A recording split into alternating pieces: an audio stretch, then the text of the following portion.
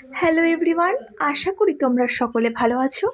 আমি আজকে তোমাদের জন্য নিয়ে আসলাম একদম ঘরোয়া পদ্ধতিতে চিকেন রেসিপি। ফার্স্টেই দেখো এখানে কড়াইটা বসিয়ে দিয়েছি, আর কড়াইটা গরম হওয়ার পরে আমি এখানে সর্ষের তেল দিয়ে দিলাম।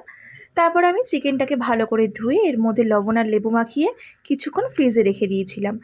এইখানে দেখো কড়াইতে তেল গরম হয়ে গেছে।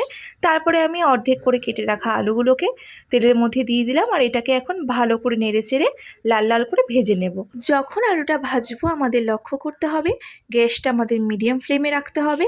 তারপরে দেখো এখানে আমার আলুটা ভালো করে ভাজা হয়ে গেছে। এখন আমি আলুগুলোকে ভালো করে তেলটা ছেঁকে একটা পাত্রে নামিয়ে নেব। আমি এই পাত্রটার মধ্যে সব আলুগুলোকে নামিয়ে রাখলাম, আর যে তেলটা ছিল তার মধ্যে আমি এখন ফোড়ন দেব জিরা। তারপর একটু নাড়িয়ে চাড়িয়ে জিরাগুলোকে ভালো করে আমি ভেজে নিয়ে এখানে কেটে রাখা পেঁয়াজগুলোকে আমি দিয়ে দিচ্ছি। পেঁয়াজগুলো কড়াইতে দিয়ে ভালো করে নাড়াচাড়া করে লাল লাল করে আমি ভেজে নেব। আর যখন পেঁয়াজটা ভাজবো আমি কিছুটা পরিমাণ লবণ দিয়ে দেবো, যাতে পেঁয়াজটা খুব তাড়াতাড়ি মজে যায়। লবণ দেওয়ার পরে অনেকক্ষণ পেঁয়াজটাকে নাড়াচাড়া দিয়ে ভালো করে ভাজতে হবে। এইখানে দেখো পেঁয়াজটা একদম ভালো করে ভাজা হয়ে গেছে। এরপরে আমি এই পেঁয়াজটার মধ্যে বেটে রাখা মশলাটা দিয়ে দেব। এর মধ্যে রয়েছে আদা, রসুন, জিরা, কাঁচা লঙ্কা। আজকে যেহেতু পুরো রান্নাটা কাঁচা লঙ্কায় করছি, তাই জন্য আজকে একদমই শুকনো লঙ্কা ব্যবহার করিনি, আর ফোড়নের সময় শুকনো লঙ্কা ব্যবহার করিনি। তাই দেখো মশলাটার রং একটু সবুজ হয়েছে। এরপর তো একটু নেড়ে চেড়ে আমি এর মধ্যে দিয়ে দেব হলুদ।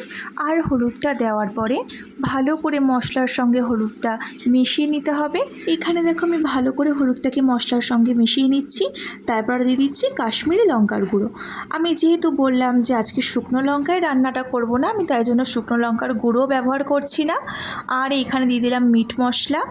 এইবারে এই গুঁড়ো মশলাগুলোকে ভালো করে বাটা মশলার সঙ্গে মিশিয়ে নিতে হবে। এইখানে দেখো আমি ভালো করে নেড়ে চেড়ে মিশিয়ে নিচ্ছি। তারপরে আমি এখানে চিকেনগুলোকে দিয়ে দিচ্ছি। আস্তে আস্তে সব চিকেনগুলোকে দিয়ে দেওয়ার পরে চিকেনগুলোকে মশলার সাথে ভালো করে মিশিয়ে নেব, যাতে চিকেনের প্রত্যেকটা জায়গায় মশলাগুলো চলে যায়। আর আমার একটু প্রবলেম হচ্ছে, কারণ আমি এক হাতে রান্না করছি আর এক হাতে ভিডিও করছি, তো তোমরা একটু মানিয়ে নিও। তো আমি তো এরপরে ভালো করে কষিয়ে নেব চিকেনটাকে। অনেকক্ষণ ধরে কষাতে হবে, কারণ তুমি যত চিকেন কষাবে তত খেতে টেস্টি হবে।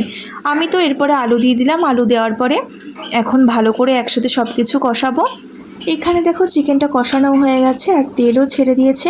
আমি এখানে পরিমাণ মতন ঝোলের জন্য জল অ্যাড করছি, কারণ মা চিকেনের ঝোল খেতে খুব পছন্দ করে, তাই জন্য আর কষা কষা রাখলাম না, আজকে একটু জল দিলাম। তোমরা যে যেরকম ঝোল খাবে সে সেরকম জল অ্যাড করে নেবে। তারপরে তো ভালো করে নাড়াচাড়া করে আমি এটাকে কিছুক্ষণের জন্য ঢাকা দিয়ে রাখবো, যাতে আলুটাও ভালোভাবে সিদ্ধ হয়ে যায় আর চিকেনটাও ভালোভাবে সিদ্ধ হয়ে যায়। তারপর তো কিছুক্ষণ পর এসে ঢাকাটা তুললাম, দেখো অনেকটাই এখানে জলটা টেনে নিয়েছে আর এখানে আলুটাও সিদ্ধ হয়ে গেছে। আমি এখানে এখন অ্যাড করব গরম মশলা। আমি তো এখানে ইউজ করছি সানরাইসের গরম মশলা। আগে আগে কি হতো, গোটা গরম মশলা পাটায় বেটে সেটাকে মাংসের মধ্যে দেওয়া হতো, আর খেতেও খুব টেস্টি হতো। এখন তো সবাই এগুলো ইউজ করে। তারপরে আমি এখানে দিয়ে দিলাম পরিমাণ মতন চিনি। তোমরা যারা রান্নায় চিনি খেতে পছন্দ করো না তারা এটাকে অ্যাভয়েড করতে পারো। তারপরে কিছুক্ষণের জন্য আমি এখানে ঝোলটাকে ফুটতে দেব। আজকে আমি কাঁচা লঙ্কায় রান্না করেছি, কিন্তু দেখে দেখো মনে হচ্ছে পুরো শুকনো লঙ্কায় রান্না করেছি। তো তোমরা তো প্রথম থেকে পুরোটা দেখলে, আর এখানে আমার চিকেনের ঝোলটা রেডিও হয়ে গেছে।